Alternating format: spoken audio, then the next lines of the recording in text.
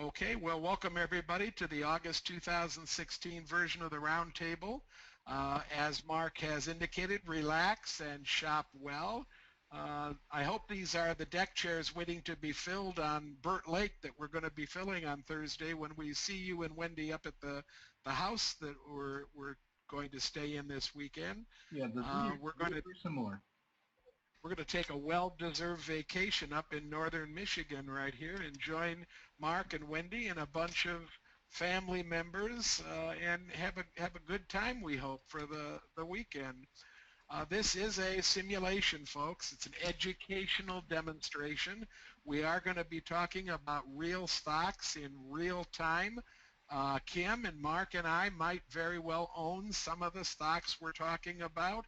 We'll try to let you know when that happens, but we don't guarantee that we'll let you know. But we ask you to do your own homework before you make any purchases. This is just for educational purposes, for illustrative purposes.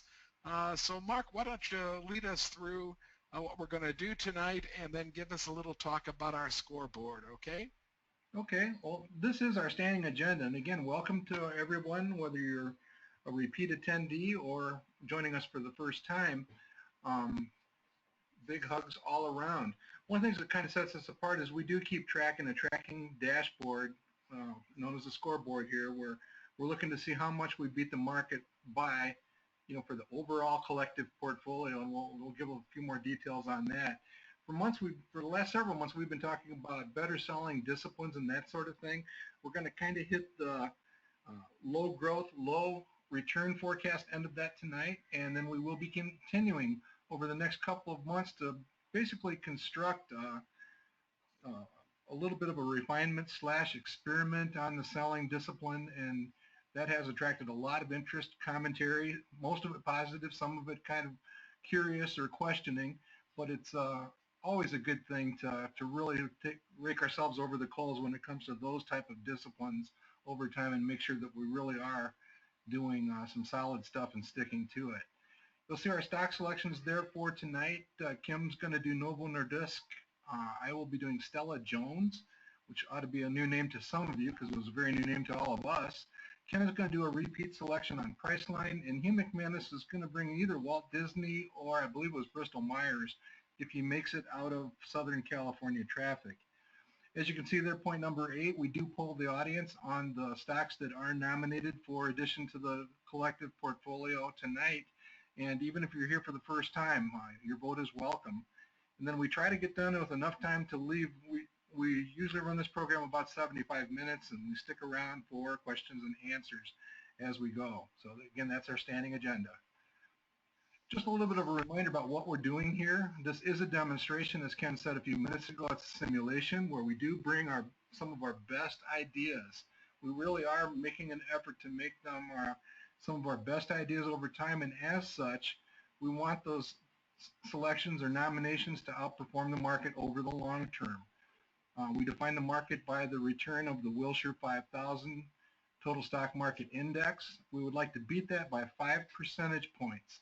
That's 500 basis points if you speak that language, and we're about halfway there right now. And again, we see many investment clubs performing in that 0 to 8 percentage points above the market, and we certainly want to try to emulate that with what we do here.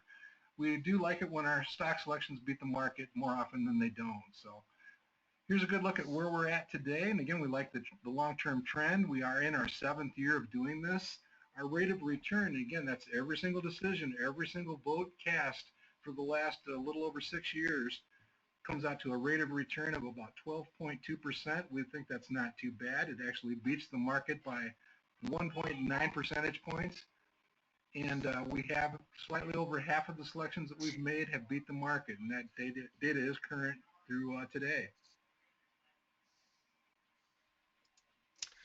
Well, Mark, what we're looking at right here is a dashboard of some of our top holdings. If you go to the URL at the top of the page, you can see the entire Roundtable dashboard, and you can also see at the top of that public dashboard a legend that tells you how many different times we've picked some of these stocks. Cognizant, notice, has a value of $17,000 plus right now. I think we've picked it 12 times since we began doing this exercise. So what you're looking at right now are the largest positions, the ones that are worth the most money, not necessarily the ones that we've chosen the most times. There's a couple of stocks on this high value list that have only been chosen once or twice or three times. I'm drawing your attention to the averages near the bottom of the page. We'd like the par for this entire portfolio to be in the sweet spot. And the sweet spot right now is about 1% higher than where the par currently is. So this portfolio has a potential return of about 9.5%, and we'd love to see our return be jacked up just a little bit to maybe 10.5, 10.75, 11%. So as we add stocks to the portfolio, we're kind of looking at the par, and we're hoping to add those stocks with a high potential. The quality for the collection is superb. It's a weighted quality number at 85th percentile. That's a great quality number, and the earnings stability is also pretty decent. That's a measure of how straight the earnings line is, how stable those earnings are year over year over year. And at the 74th percentile, that's a pretty decent number. Financial strength, we're picking companies with good balance sheets. So 85th percentile, we do have a little bit of yield. That's an amazingly, at least from my perception, that's a fairly low PE for a collection of stocks just chosen from the market as a whole. I think that matches pretty much, maybe a little bit higher than the market average, depending on how you might calculate it. But we're not looking at, for the most part, we're not looking at stocks with outrageous PE values. And here's the number that we really would like to focus on in the next 4 or 5 months. We'd like to push our growth rate up just a little bit. We know that our par value will rise if the potential sales growth of the stocks that we own rises as well.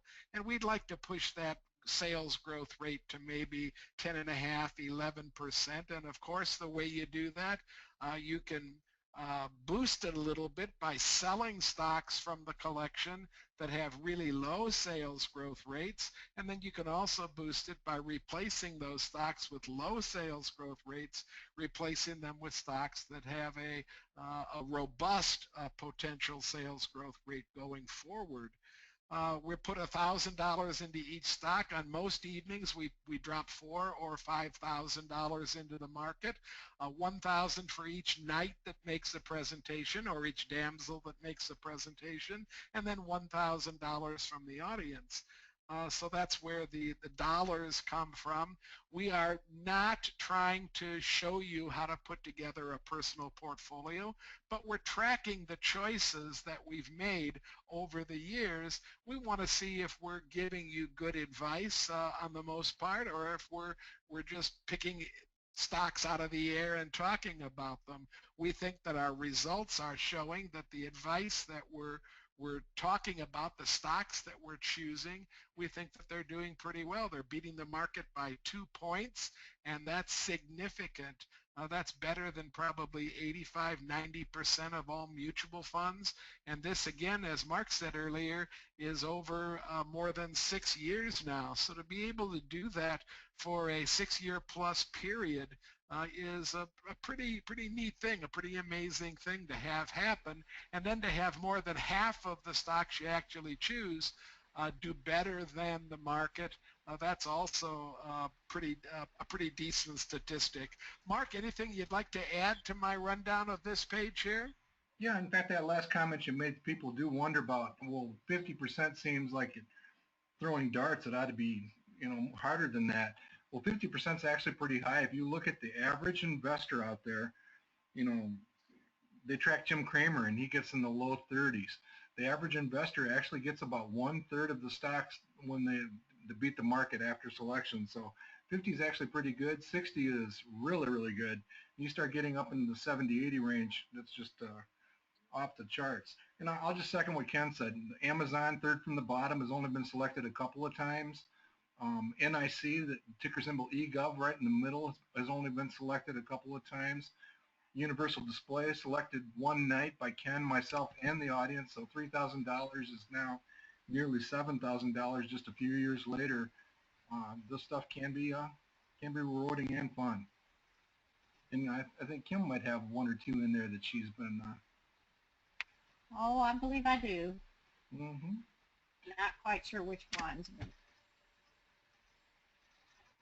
So I think we can press on, Ken, if you want to go ahead and talk about possible trimming or pruning. Okay, well, we're starting to develop some selling guidelines, and we're keeping a list at the moment, and we hope to eventually put these into I hate to call them rules, but guidelines is a great word for them. We hate to codify them so that we can refer to them as we look at the portfolio. But our guidelines are going to be driven by the portfolio. We want to continually be watching what the portfolio is doing. That's why I suggested that we want to get some faster growing companies into the portfolio, because the sales growth combined of the entire portfolio, and it's weighted so that larger holdings take up more, give us a more of a percentage than the smaller holdings do. But we'd like to look at that portfolio on a continuous basis and keep that growth around 10.5, 11, 11.5%. And I'm talking about sales growth, because in the original work that was done in Better Investing, everything flows from sales. Everything starts with a sales number. We want to consider selling stocks when their quality is moving down, when there's been a significant degradation of quality, you know, moving from the 90th percentile to the 60th or 50th percentile. Something's going on, and when that's going on, that's usually indicating a balance sheet that is having some real serious challenges.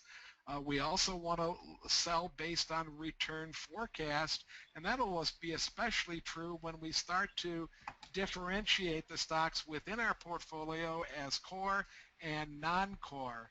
And that's a challenge that we're going to take up in the next month or two or three. We're going to begin to divide the portfolio into two lists, a core list and a non-core list, because they're going to have different return characteristics. And core, that's the old up, straight, and parallel kind of stock. We'd like that to be, you know, 70, 75% of our total portfolio. And when those returns on those core holdings approach zero or even go negative, that's a great time to be considering a sale. Non-core, on the other hand, might be highly cyclical stocks, for example, and many times their return will just match what the economy at the moment, and so you have to take a look at them in a slightly different fashion. And then we're also really, really excited about this idea of using relative return. That's by how much a stock beats the market, using that as an alert or a trigger for a sale. We've discovered that in the first year of purchase, when a stock reaches a relative return of -20 or -25, it might be screaming at us to get rid of it and to at least reconsider it as a stock that you want to add to. So we're going to be looking for triggers in this relative return as well. Mark, where else would you hit the sell key? Well, I think it's just, you know, again, from the big picture standpoint, the phrase that you and Si have both used, we're talking about preservation of capital in that first year. So that's what that relative return during that first year are. And then after that, it really does become an individual stock and an overall portfolio-centered decision-making when it comes to preservation of capital gains. Many of us in the room have ridden stocks from, you know, let's say from 10 to 90, and we really didn't protect those capital gains as well as we might have. So we want to demonstrate that too. So I'm looking at a list today that I pulled together off that spreadsheet that you can access of the entire roundtable.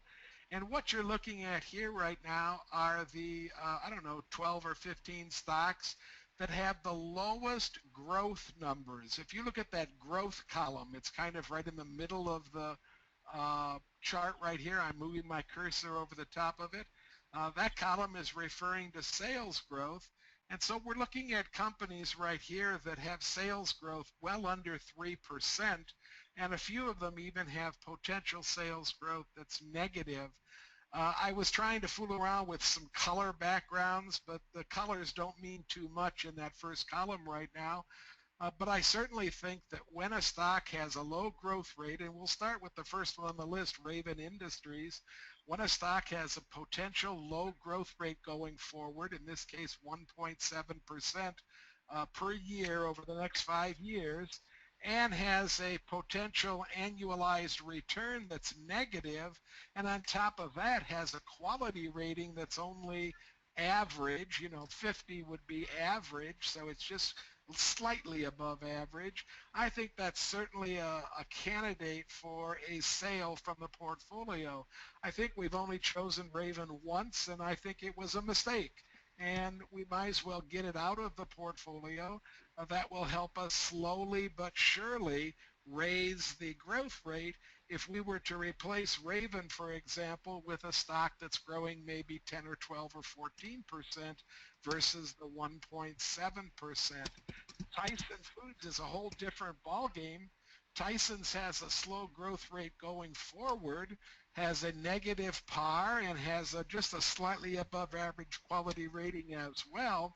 But Tyson will leave us as a winner, and it's a winner because we happen to pick it up at an extremely low price, and it was a great buy, but there's not much left in that stock for us to continue to hold it. Yeah, Tyson might be something we come back to later on then. Go on, Mark. I just think Tyson might be an example of where we really do a point-by-point audit and figure out, what does the investing world see that's different? Do they see a higher PE? Do they see higher margins going forward? That was part of Herb's story when he picked it. Again, this stock is up 80% in less than a year, I believe. So yeah, it's up there for all the right reasons. But Raven is a different case. I could see jettisoning that. I think we should audit Tyson. I think Copa's another one. Copa's actually done wonderfully well. So, for all the right reasons, we get out. Now, a couple of those other holdings, we probably set them aside and do an audit on them. ConocoPhillips and Caterpillar, and they probably end up in that non-core collection, and we probably need to treat them a little differently. Okay, well, I'm going to suggest that I'm going to put on the floor that we consider getting rid of Raven, that we consider getting rid of Copa, Las Vegas Sands, and Chicago Bridge and Iron. Those 4. I'll let it to you, Mark, we have to be unanimous when we're going to pull them. So if you want to shorten that list, or Kim, if you have one you want to add or delete from that list, let's hear what the two of you have to say. Well, I'll second it. I'm good with jettisoning those and doing a little house cleaning. I'm in agreement. Okay, so we'll take those 4, and we never want to do anything quickly. We want to do everything slowly and judiciously. I use that word when I teach around Michigan here all the time. So out of the couple hundred stocks that we have in the collection, we're only looking at 4 of them, and we're not looking at a huge percentage of the total, but slowly and surely that will help us move the growth rates, the sales growth rates, up a little bit. And we're pretty certain that if we can move that sales growth number up a little bit, that the par value will follow. Yeah, it's just good for the overall health of the portfolio. And again, we said we would follow up with an audit on companies like Tyson and see if we can't figure out what's going on there. And if not, we can jettison that one in a future date. But I think we should take them one by one, very much like the challenge concept for portfolio management, like Ken just went over in the slide. Just take the ones that are on the hot seat and make sure that we are taking a look at them on a monthly basis and turn them into mini case studies and just do some high quality pruning. So Mark, can you make a note that you'll bring Tyson back next month and we'll take a hard look at it? I'll make a note. Yeah, we'll get some commentary from Herb. Herb and I will maybe share an adult beverage or two as we audit that one. As you cruise up the inner passage there to one of the Alaskan towns. Okay, well, let's continue. Let's move on then, and it's time for Kim to talk to us about her choice this evening. And Kim, if you just tell me to move the slides, I can do that, and take it away. Well, thank you. I am going to present Novo Nordisk. If you guys have not heard about this company, this is a Danish company. It is an ADR. And as you can see by the front, it's nice and straight and parallel. This is the #1 provider of insulin in the world. Next slide.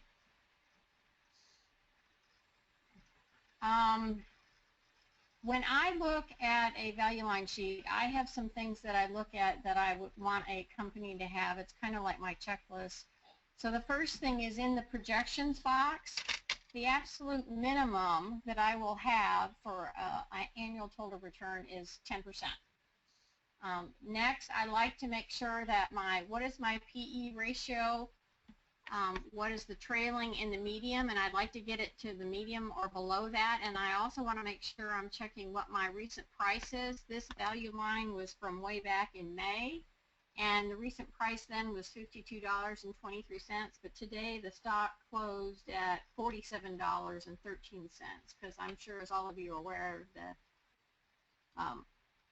medical area kind of got thrown out in the trash can, but that means that you and I can find a great stock. The other thing is, in the middle of the chart, you see that you see the stock price movement by the slashes. That's the stock price. But the other thing is, you see that dotted line?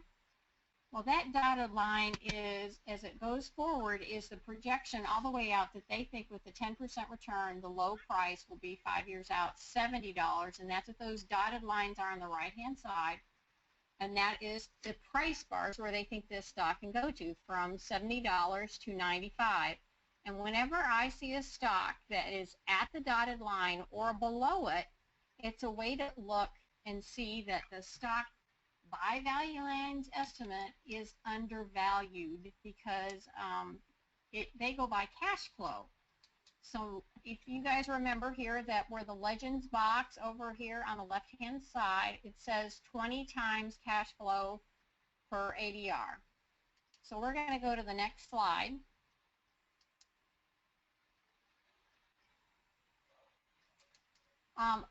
Where you look at on the third line down on the right-hand side, it has cash flow per share per ADR. You see the $4.30 all the way out to 2019 to 21. I checked the cash flow per share, and I noticed that #1, the cash flow per share is gaining every year. That's one of those criteria my stocks have to have.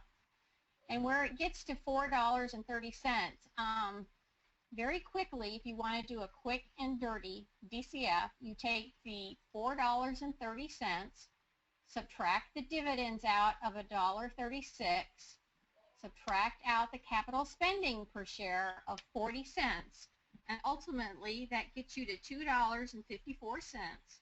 You multiply that by the Legends box of what Value Line has said that they think the cash flow per share going forward is of 20. So you multiply that out. That is, by a quick and dirty discounted cash flow, the stock price should be valued at least $50.80. Well, right now this means we have about a 3.5% margin of safety in the stock price just by the cash flow. Now the next thing I like to look at for a stock is also looking at what is the book value. Has the book value been steadily increasing? That's one of those things that Warren Buffett likes always, so I like to make sure that the book value per share is steadily going up. Then the next thing I like to look at is how are my sales. I'm a little out of order here. Sales per ADR, you can see that the second line down, it is consistently going up. You're looking at your You can look at your PEs and where have they been on average, where they think they're going to go out. So that's telling me if the PE is going to come down, that probably means my earnings are going to be going up. That would be great. Looks like our sales are consistently going up. And I have a little thing that I will not have a stock in my portfolio unless they have a net profit margin of greater than 10%. Well, Novo Nordisk has a profit margin of 34.6, so that gives them a little leeway in case they have any issues with the market. I like watching what is their return on total capital at 79%. And the other thing is, lastly, is going back and making sure my share count has been steadily dropping, and it has with this stock. So these are just some of those consistent things I look at a value line sheet to see if this is a company I would want in my portfolio. Next slide. Okay, this is from the Manifest website that shows me as to what the stock price is currently and where their par is at 14.4. That would be great, and I have an excellent quality at 99%. If anybody looks at the CAPS rating, you've also got a 5-star CAPS stock here, so this is great. Next slide. You're seeing that the Manifest Investing par, the sweet spot, is between 10.6 and 15.6, and we have a stock, NVO, which is Novo Nordisk, which is a par of 14.4, so we're right in the sweet spot, so that's great. You also can see that it is the top stock in the healthcare industry because with the quality of 99, but it's got the highest par in the green area, and that's what we're looking for. Next. Okay, people's behavior is, I guess, I as a nurse, I know and I can say I've got family members who are diabetic. They won't push away from the table. They don't want to exercise. If you ask everybody in the audience to raise your hand if you know somebody who's diabetic, an extended family member, friends, or people who need to lose weight, this is just a behavioral thing that I recognize. People aren't going to change their behaviors, and in not changing their behaviors, the incidence of diabetes is only going up. And if it's going up, ultimately, sometimes after you use the oral medications, eventually you may end up on insulin. And we've always been taught as investors, you want to have the #1 company in that area in your portfolio because they have the largest moat. Well, this is Novo Nordisk. They produce 47% of the world's insulin. Next slide. As an ADR, they report out twice yearly, and this is from their report. I got these slides from their May 16th report, 2016. And as you can see, if you want to have a stock in your portfolio, we always like to talk about how we want international growth. Well, guess what? This stock is get 50% of its growth from the U.S., 7% from Europe. They've got China, they've got the Pacific. They're getting more into India as well. And always make sure you recognize where your sales are. This is DKK. This is the Danish kroner. And it's been up 5% of what their sales are because this is a very large company. And ultimately, this is a nice international company. So, you know, they may have some headwinds with the strong American dollar, but it's actually, with some of the reading that I've read, is the Latino population has got the fastest growing area of diabetes, as well as in India and Japan. These are huge growth areas, and these are the areas that they're growing in themselves. Now, Novo Nordisk has their main revenue producing item is diabetes, but they're also in the hemophilia and the growth disorders. So just to let you know, they have some diversity in there. Next slide. You can see how they're the leadership position within the diabetes care market, and they have injectables, they have long-term acting insulins, as well as they have orals. you can see how they have it by market share, and they control 27% of the market share also. So it's another way to show you have a leader. Next slide.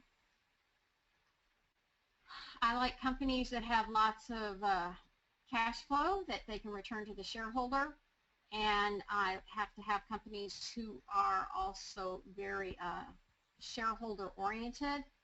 This company is one of the only that I know who on their news feed on the internet, on the investor relations website, will actually post every week if they've been buying back shares, how many shares they bought back. So they're up front and tell you exactly what they've done.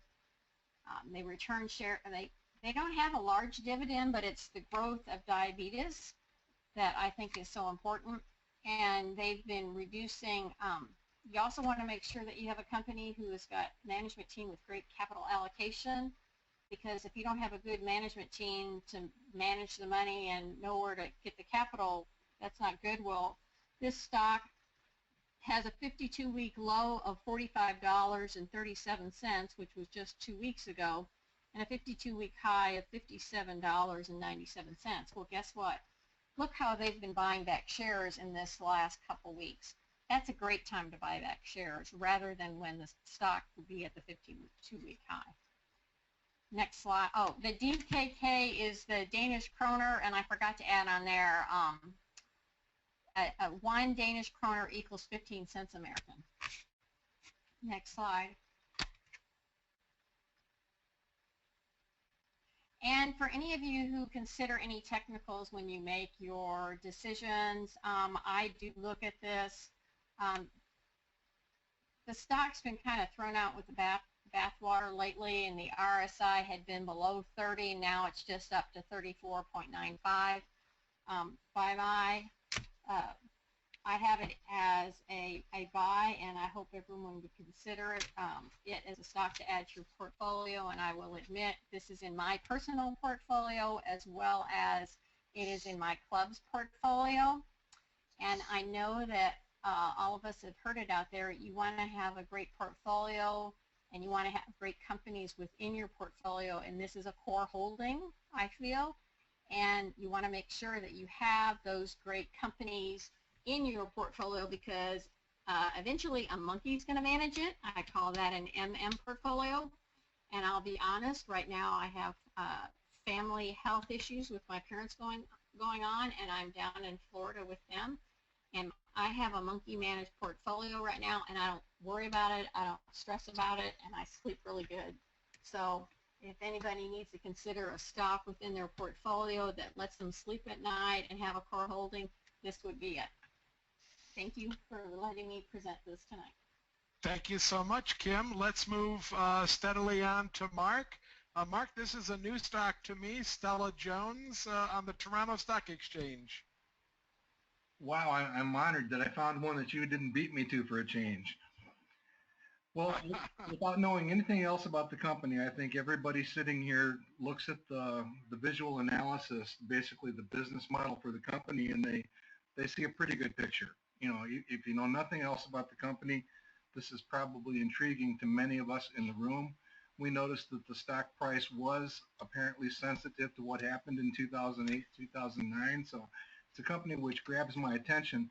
The real reason I'm bringing it here tonight is, again, this fits the mold of Ken and I going out into the world trying to find the small, rapidly growing companies. As we do often during these sessions, I just wanted to point out some other areas that I went fishing for some stocks. This is, by the way, this is the Value Line screening tool that's on valueline.com, and I've been intrigued that they've recently added the Value Line low total return forecast to the things that you can screen on. They've got an error in the decimal positioning. That's actually 24%, not 0.24%, but they'll fix that.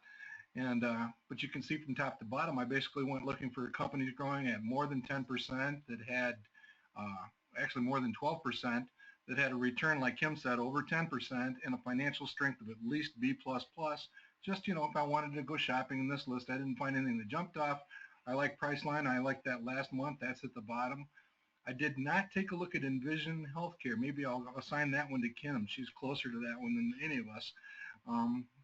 maybe take a look at EVHC to see if there's anything there for future. Go ahead and go to the next one, Ken. Next slide, please. Another place that you might want to pay some attention, Morningstar sent me a notice that Swatch Group had actually gone on sale, in their opinion, fairly recently. It doesn't fit what we're looking for. We would like a little bit more growth, but those of you that are out there that are looking for global value opportunities, this is a company that has stumbled, probably much in the same flavor of Fossil and some of the other companies that we track, Coach, those type of companies. But if you believe in the management of this company and their capacity of restoring profitability, their growth is moderate, mature type growth level, but could be worth looking at. Doesn't quite have a high enough growth rate to really intrigue us, but I think this is probably an interesting opportunity coming out of the global recession, particularly the European economic pain that's going on right now. So again, I just throw that out there as a top a company that might fit the description. Not quite what we're looking for here tonight, but be mindful of growth outside the United States also, and return opportunities. Well, I'm going to love any company that basically has what looks like the X files on their annual report, and that's where this picture is taken from, the company's annual report. This is a company that basically makes pressure-treated wood products out of Canada. They're headquartered near Montreal. You'll see in a minute that it's not just a Canadian company, but they have a pretty good market penetration into the areas of ties for the railroads that you can see there. That's a continuously maintained process and some railroad expansion. Also the electric or telephone utility poles that you can see there on the left is part of their product line. And they're also getting very excited about their activity in the residential and commercial, log cabins / just regular wood finishing that's done on many homes these days. So that's basically what they do. And you can see that the railway ties do continue to dominate their business. They are very leveraged into that marketplace. Utility poles is their second largest area, but again, they're really excited about what they see happening in residential lumber in that sort of area. And again, it comes down to companies like Pulte and Lennar, and many companies are just including a lot more pressure-treated wood content, from the decks to the fences to some of the internal surfaces in the homes. And it really is an area of opportunity for them. And keep in mind that there's some repeat business here also. As a college student, I worked on the section crew in college on the railroad, and did some of this and saw the ties being replaced. The following slide actually shows that it's not just a Canadian company. You see operations in the Pacific Northwest, all throughout the Southeast United States, and obviously that corridor along Canada and the upper northeast United States. So not just a Canadian company, and they are looking for more acquisition opportunities in the United States right now. Next slide, Ken. Here's a look at just a reminder that this residential lumber is an area that is of interest to them. By the way, I did not pick this slide, pick the cover slide before I even saw this slide, so that this is not a setup. Those chairs are actually completely independently shown, but it's just a reminder of there are many homes that are being built or refurbished that have this type of content in them, and they really are pursuing this two-pronged strategy of penetrating that. You can see, again, the growth is there, whether it's some of it is acquisition driven, but it sure seems to be fairly well managed, much in the line of a Danaher or a company like that. So go ahead with the next slide, Ken. Here's a look at their profitability over the years. Again, on the left-hand side, you see their net margin results over the last 10 years. You can see the impact of the Great Recession back in 2008, 2009.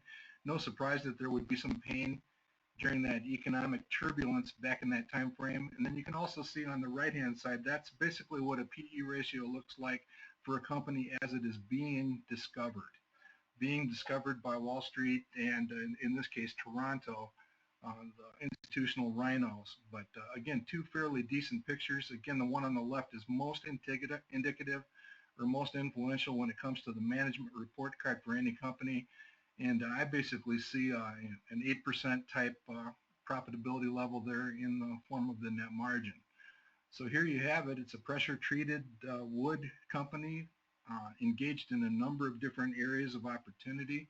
Seems to be well managed from a profitability standpoint, up, straight, and parallel, economic sensitive. By the way, that red trend line trends at about 24 to 25%. So my selection of a 20% growth forecast is not that far out in left field. If you focus in on the most recent results for the company, which would include a couple of fairly decent sized acquisitions, you're still talking about upper teens or 20% range for the sales growth forecast. For the projected net margin, I did use an 8% number. That previous graph pretty much substantiated that. Shares outstanding have been pretty stable, and for a PE ratio, you probably could have stretched that a little bit higher, but I went with 17. Under those three assumptions, the growth rate in the upper teens or 20%, a projected net margin of 8%, and an average PE ratio of 17 leads you to they've got a small dividend yield, leads you to a return forecast in the 15 to 16% range for the return forecast, the projected annual return.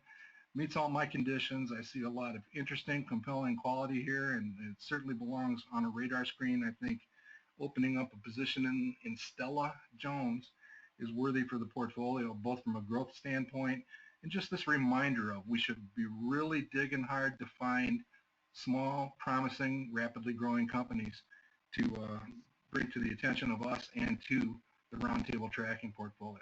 So that's my addition for tonight. Mark, because I'm driving tonight and running the slides, I can't monitor the question box, but maybe you'd want to make sure that you monitor the questions. What's your experience, Mark, on purchasing stocks that are listed on the Toronto Stock Exchange? I don't have a lot of experience in this area. I want to actually do some reminding experience. I'd be interested in hearing some comments in the forum on that subject.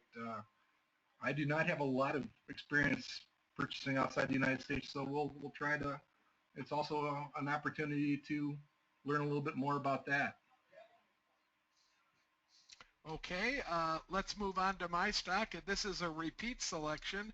So let me tell you what I found out recently about Priceline and how I was led to choose this company again. First of all, the name of the company has changed. It's now called the Priceline Group. And that's to reflect the fact that there are 6 major brands within this company now, and they're listed at the bottom of this slide right off the front of the investor relations page. And I dug a little bit deeper and got the logos for those 6 brands. Booking.com is the largest global hotel booking system in the world. Priceline is a US-based system. Rental Cars is the largest rental car booking system on the internet in the whole world. And some of you are familiar with OpenTable. That's Priceline's most recent acquisition, and it's doing quite well for them. You can see where the Priceline offices are located, and anywhere on this world map that's in the lighter blue, the more vibrant blue color, and that would include all of the Western Hemisphere, most of Asia, all of Europe, about maybe 40% of Africa, and all of Australia. This is where Priceline now operates. So it's almost a worldwide company. Still needs to move into a few smaller areas, more remote areas of the world, but for the most part, if you're traveling almost anywhere, you can use Priceline or one of its associated brands to book rooms, rent cars, even deal with restaurants. This is the Eagle for Priceline. This uses the default numbers that Mark gets by calling through the analyst projections and then combining them to get a number. I'm very comfortable with all of the numbers on this Eagle except for the share count. And I reduced the share count to 48. Priceline has a very aggressive share buyback program, and they're projecting that they will have well under 50 million shares in the next 3 years or so. So I dropped that to 48 million shares 5 years out, and this eagle gives me a 14.7 par value. That's down at the very bottom right here. I'm circling with it. That's certainly a really nice par, and it's based on a sales growth of about 14.5%. Now, I do go to other sources besides Manifest to do my stock studies. Here I am looking at the online tool from Better Investing, and I'm looking at the 3 management numbers that we normally take a really hard look at. I noticed that the margins are pretty high, pretty good margin numbers, and they're fairly stable. I noticed that the percent earned on equity is in the last 3 years been extremely stable. It's coming down from some very high numbers back in 2011, but for the last 3 years I'm looking at stability, and the company is carrying a little bit of debt. I wanted to make sure that that debt, while I would prefer it to be, maybe 25 or 30%, at 41%, 27.8 for a 5-year average. At 41% for the most recent fiscal year, that's not too much above my standard, but I wanted to make sure that the company could handle the debt, so I went to Morningstar, and I just really quickly looked up the interest coverage. A good interest coverage is 8 times or better. A worrisome interest coverage would be 5 times or less, and with 18 plus interest coverage for the most recent fiscal year, I'm pretty sure that this company can handle the debt that it has. They also got a lot of press, and they took a pretty decent hit when their CEO was forced out of his position for some non-ethical behavior that the company did not approve of. So basically they fired the gentleman, but in doing some research a little bit below the surface of that firing, I found out that the new CEO is the same gentleman that was the CEO for about 10 or 11 years, from around 2002 to around 2012 or 13. His last name is Boyd, and I just pulled a paragraph that represents how much trust the analyst community seems to have in Mr. Boyd and his ability to keep this company on a really good profitability track. In 2005, Boyd oversaw the acquisition of Booking.com, which the company paid $135 million for. By the time we get to today, if you try to value Booking.com as a standalone piece of the Priceline Group, you get a value for Booking.com of about $80 billion. So from 2005, $135 million, to 2016, $80 billion. The acquisition becomes one of the most successful acquisitions of a foreign company by any American company in the last 50 years. So they're pretty solidly with Mr. Boyd. He also helped acquire Agoda, which has been another really large acquisition. They didn't pay very much for the company, and it's worth quite a bit today. So I'm pretty certain that the management team is still pretty much together. I'm with Kim. I also like to look at value line, and I like to see a low total return. This is a very recent value line for this company, and the low total return number is about 11%, high total 22. That certainly tells me that I would want to study it. And these growth rates going forward for the company coming from value line as well tell me that I really like to study. Another thing that I look at real quickly is I look at earnings revisions and earnings trends. This is coming right off of Yahoo, and this is aimed at Mark. Mark, today I went to Yahoo Finance, and the whole thing looked like it used to look, like the old system. All the new stuff was gone. So I don't know if they're experimenting or I don't know what's happening, but it was way back to the old system again when I went to Yahoo Finance today. I noticed that all the earnings revisions in the last 30 days have been up, and I noticed in the last 90 days that the earnings revisions have been basically pretty flat, moving, flat to up a little bit, and that's what I like to see as well with a company. Here's the tail end of the SSG from the online tool. My SSG said buy, about a 5-to-1 upside, and I'm getting a return on my SSG of almost exactly the same return that Mark was getting on his Eagle. Now I'm using PE values that are a little bit more aggressive than Mark's Eagles, but I'm using sales numbers that aren't quite as aggressive as Mark's Eagle. So all in all, when you put it together, it balances out. I think this company has a potential for somewhere in the 14-15% range. So let's see if we can add one of these stocks to our portfolio this evening. I'm going to, if you give me just a chance now, I'm going to our polls. And I'm going to select a poll. And then I'm going to remind you that Hugh is not here. So even though you see Bristol-Myers on the list, will you please not vote for Bristol-Myers? We don't like to vote for a stock that hasn't been presented. So let's launch that poll. Also, while we're voting, I can ask Mark some of the questions that I've seen here, others I've answered. Mark, question is presented as, aren't many railroads going to concrete ties, especially for high-speed rail, by Christopher?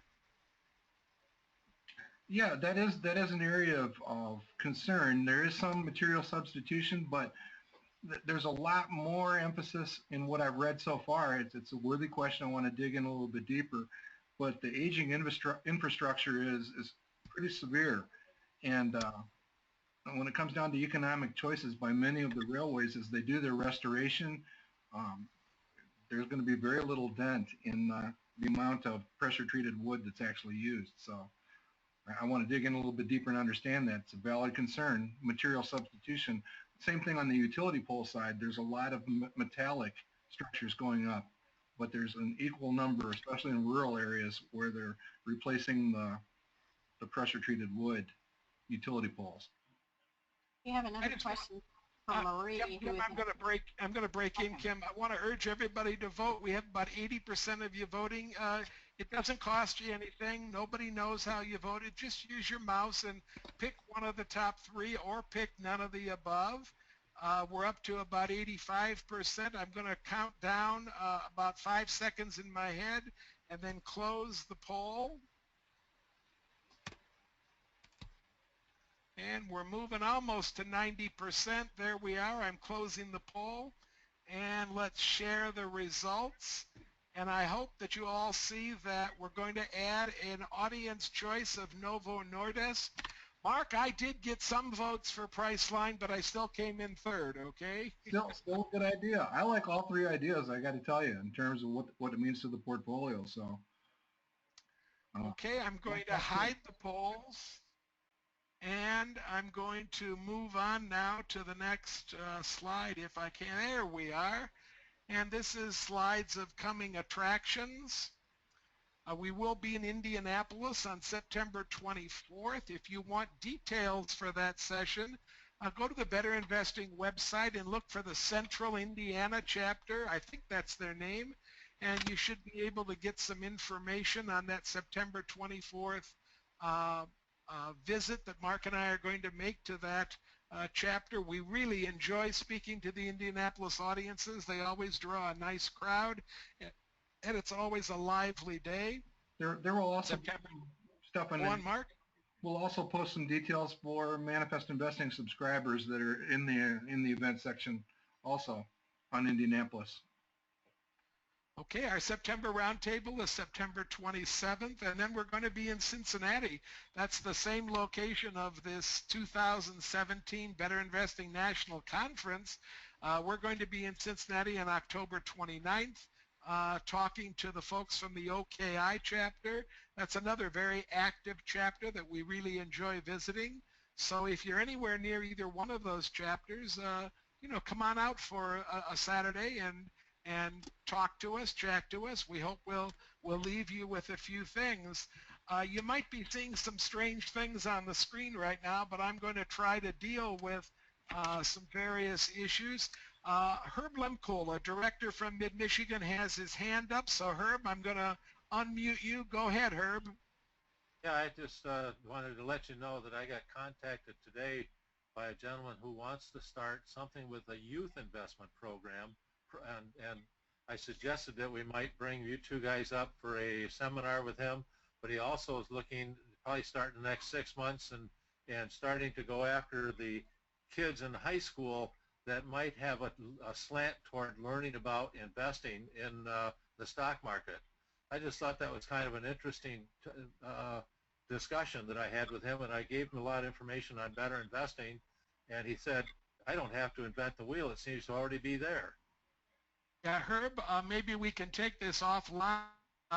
We have a gentleman up he's actually in Wisconsin, but it's a suburb of Minneapolis, by the name of Lynn Dyer, who actually teaches a program to the kids in his school. And you might want to put this gentleman from Traverse City, in contact with Lynn as well. I think Mark can get you an email address, right, Mark? Oh, absolutely. And Lynn he may actually be in the audience tonight, but we can certainly share that experience and a couple others with what he's trying to do up there. Yeah, offline, Herb, if you talk to the two of us, we'll see if we can fit you in something as we go up north sometime, okay? That'd be great. And then also, right. Mark, when are you leaving for Seattle? We get out there just in time for the cruise, Herb, so I think we're there the night before or right at the time of the cruise. Okay, we're leaving Wednesday, so we're going to be in Seattle for 3 days. Okay. Look forward to seeing you on the ship. Okay, I'm going to put Herb's hand down, and I'm going to try to look at the question box here.